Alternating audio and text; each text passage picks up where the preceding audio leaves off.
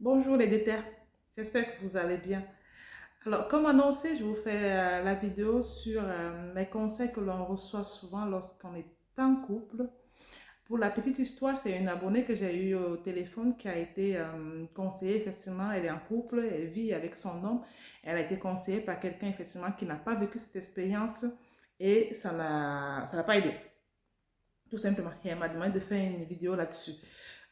C'est important, pourquoi? Parce que je ne veux pas tirer sur ceux qui ne... Alors, je précise, hein, quand je parle des personnes qui sont en couple, ce ne sont pas des personnes mariées forcément, ça peut être des personnes qui sont en concubinage, qui sont fiancées, qui sont mariées. Donc, l'essentiel pour moi, lorsque je parle de couple, en fait, je parle des personnes qui vivent sous le même toit. Voilà.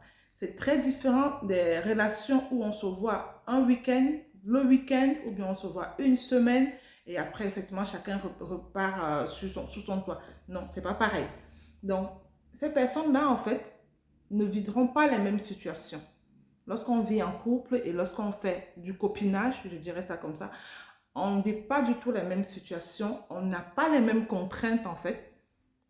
On ne se rend pas compte, effectivement, que euh, les contraintes du couple ne seront pas les contraintes du copinage, tout simplement. Donc, faites attention, effectivement, parce que d'habitude, dans le copinage, la patiente n'est pas encore là au rendez-vous. Parce que vous êtes chez vous, il est chez lui, tout se passe toujours très bien. Parce qu'effectivement, vous gardez encore votre intimité, votre espace. Vous partez, vous rentrez, vous n'avez pas forcément de compte à rendre et tout. Alors que lorsque vous vivez sous le même toit, si vous rentrez tard, ça va se savoir, tout simplement. Pour faire X, Y, quelque chose, n'importe quoi, effectivement, il faut demander l'avis de votre conjoint, valider, une validation pour pouvoir avancer. Et c'est pas la même chose. Donc, lorsque vous êtes en couple, vous développez forcément une certaine patience et vous apprenez, en fait, à dire que, vous vous rendez compte qu'il faut à chaque fois rendre compte de ses faits et gestes auprès de son conjoint. C'est normal. Et c'est pas le même état d'esprit qu'on a lorsqu'on est en copinage. Parce que la distance fait en sorte que chacun garde en fait son espace privé encore en attendant de se mettre ensemble. Lorsqu'on est en couple, on perd cet espace privé-là parce que vous partagez tout, en fait, tout simplement. Donc, vous apprenez à mieux vous connaître, vous apprenez à être patient envers l'autre et ça vous permet effectivement de vivre une autre expérience de votre relation. Une personne qui a copinage, du fait qu'elle ne vive pas les mêmes réalités, les mêmes difficultés, les mêmes contraintes qu'une personne qui est en couple, ne pourra pas vous aider, vous donner des conseils vraiment avisés. Tout simplement parce que cette personne-là n'a pas vécu cette situation, ne sait pas de quoi il s'agit. Elle pourra peut-être l'imaginer, en fait, tout simplement, au vu de son entourage, des histoires et autres. Mais tant qu'on n'a pas vécu, on ne sait pas, hein, tout simplement. On ne sait pas. Il faut le vivre, en fait, pour réaliser, effectivement, ce qu'il en est, en fait, tout simplement.